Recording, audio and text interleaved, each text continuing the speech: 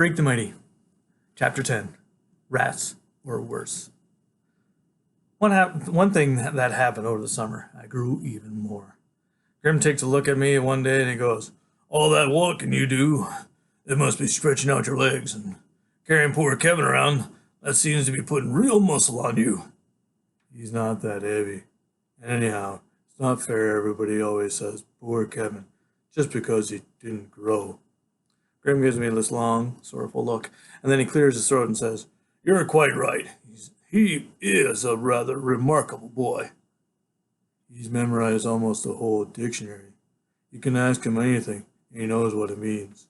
"You don't say," Grim says, and he has this smug look like maybe Freak is lying and a total goon like me would never get it. And I want to tell him he's wrong about Freak in the dictionary. But instead, I just shut my face and go down under. Grim, he's okay sometimes. Like when Tony D chased me into the pond. Most of the time, he thinks he knows everything, which he doesn't. And if you don't believe me, look under Grim in the dictionary, and it sure doesn't say a smart grown-up. No way. So I'm hanging out down under, listening to some of my thrash tapes on the fake Walkman I got last Christmas, when Freak pops up in the side of my bed. Because of the headphones and the volume being pumped up to megadecibel, I never hear him come in. He's just suddenly there, like, whoa, and I bet I jumped about a foot. Freak rolls his eyes and goes, "Ah, music! How it calms the savage beast!" "How'd you get here?" "Would you believe teleportation?" "No. Then I came down through the bulkhead door like always. And like always, I have a quest in mind." Right away I go, "My feet hurt." "We don't have to leave this neighborhood." "Cool. What kind of quest is this?" Freak grins. "A treasure hunt, except we don't really have to hunt because I already know where the treasure is." "Where?" "Underground," he says. "Specifically in the sewer." "Yeah, right," I say and sit back down on my bed. Freak is looking at me sideways, and I can tell he's not telling me everything, which he almost never does. Not all at once. "Truth," he says. "The treasure is hidden in the storm drain. This has been confirmed by visual observation." "Treasure? In the storm drain? You mean like gold and diamonds kind of stuff?" "Possibly," he says, acting mysterious. "Anything is possible." "The deal is, we have to wait until night, so no one can see us messing with the storm drain. Not just night," Freak says. "We need to do it exactly 3 in the morning. Optimum Narctis occurs at 0300 hours, he says, looking at the new watch his mom gave him. The kind that tells you what time it is in Tokyo, just in case you're wondering.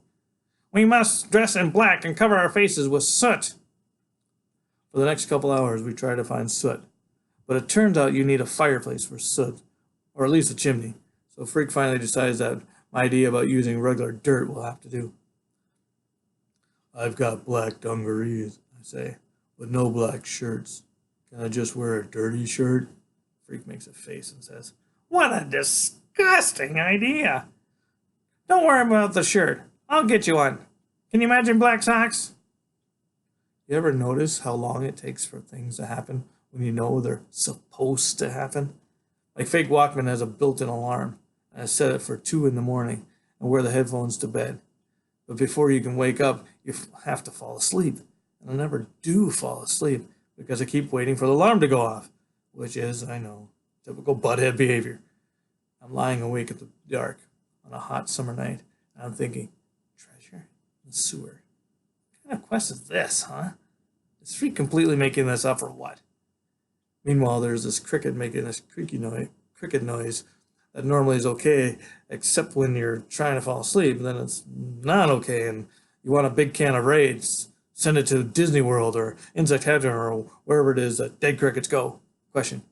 How come Freak knows about this stuff in the storm drain? Question. How come we have to put dirt on our faces? Question. How come 3 in the morning? Question. How long do crickets live? Finally, I give up the first 3 and work on the cricket problem. But the little critter's pretty clever. It stops cricketing whenever I get too close, and I never do find it and squash it with my shoe, which I swear I am ready to do, even if crickets are supposed to be harmless. Then, after almost forever, it gets to be 2:30, and I figure that's close enough. I'll go up and wait under Freak's window like I promised. There's no moon. The sky is dark and empty. And the backyards are so lonesome. It feels creepy and exciting. The truth is, I've never been out alone at this time of night. I only fall down a couple of times, which isn't bad considering how hard it is to see. When I get to Freak's bedroom window, he's waiting for me. You sound like a car wreck, he says. Here, you better put that on this shirt so you don't glow in the dark. Out of the window, he hands me this silly feeling shirt. Hey, wait a minute. This is your mom's blouse. It's black, he says. That's what counts. The camouflage factor. Get it, I say, and give him back the Fair Gwen's blouse. Freak sighs. Okay, he says. Roll around on the ground and darken yourself. That's easy. Better than wearing some dumb blouse. What about you? I ask, when I'm covered with dirt. Enough so I want to sneeze. Freak goes, Beware the Force, Earthling! And he stands up in the window, and I can see he's got a Darth Vader costume on, except he's not wearing the mask part. He opens the window all the way, and I lift him out and put him on my shoulders. He says, Cleanse to me your fealty! And I say, huh? And he says, Never mind, there's no time to look up fealty. Just promise me you'll do what I say. I promise. Go to the end of the block, he orders. Attempt to conceal yourself in the shadows. That's easy, because the street is one big shadow. It's so dark I can hardly see my feet. Or maybe I got some dirt in my eyes. But the point is, no one sees us because there's no one to see us. You'd never know anybody lived here, let alone a whole block full of people. It's like we're on an empty planet or something. Was the real Darth Vader as tall as this? Freak asked from where he was riding high up on my shoulders. I thought it was just a movie.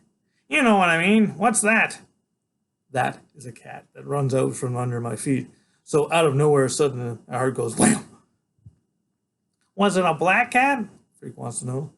Too dark to tell, I say. Are we almost there? Finally, I figure out it's hard to see because the Darth Vader cape is hanging in my eyes. But by then, we're at the end of the block and the storm drain is right there by the curb. See if you can pull it open, Freak says. He's standing with his arms folded and the expression on his face. Well, he really does look like a pint-sized Darth Vader. I hook my hands in the storm drain grate and give it a heave, but nothing happens. I can't budge it. Try again, he says with his arms folded, like he's the Lord of the universe. I try again, and it's like the grate is superglued or something. No way can I pull it up. Freak is tugging at my leg and he goes, Option 2 is now in effect. He reaches inside his little cape. Out comes a flashlight, one of those small kinds that looks sort of like a cigarette lighter, and also a spool of kite string. I devised a special retrieval device, Freak says. Looks like a bent paper clip on a string, I say, and Freak tells me to shut up and follow orders. You hold the string, he says, and then he gets down on his knees and shines a little flashlight through the grate. Can you see it? He asks. Can you? I look, but it's hard to see anything, and it smells like something died in the storm drain, which, come to think of it, it probably did. Rats are worse. Down there, Freak says. The beam is hitting it right now. That's just a piece of junk. Wrong, Freak says, real fierce. It looks like a piece of junk. It may very well contain fabulous wealth. Drop the line down and see if you can hook it. I'm thinking, boy, what a butthead. Rolling in the dirt for this little Darth Vader so he can play pretend games in the middle of the night. But I do what he asks. I drop the hook down, and much to my surprise, it actually hooks into something. And when I pull up on the kite string, I can see what it is. A purse, I say. Looks like a Grodio purse. Careful, Freak says. Pull it up, but to the grate so I can grab the strap. I bring it up an inch at a time, and Freak manages to get his small hand down through the grate and grab hold of the soggy old purse. Then he almost drops it. I yank it up on the kite string, and we both manage to squeeze the slimy purse up through the bars. Phew! Mission accomplished, Freak says. The old purse is torn and wet, and I don't want to touch it unless I have gloves on. Gross, I say. Somebody must have flushed this down a toilet. No way, Freak says. I saw one of Tony D's punks stuff it down here yesterday morning. Yeah, they must have stole it, No doubt. Freak says, and he opens the clasp and points his little light inside the purse. By now I know there isn't going to be any treasure, but still this is pretty cool. Recovering stuff that Blade's gang ripped off and from some little old lady or whatever. A wallet. Freak says, and he flips open this cheap-looking wallet, the kind that's made to hold credit cards. There's no money inside, but there is a plastic ID card, and on the plastic ID card is a lady's name.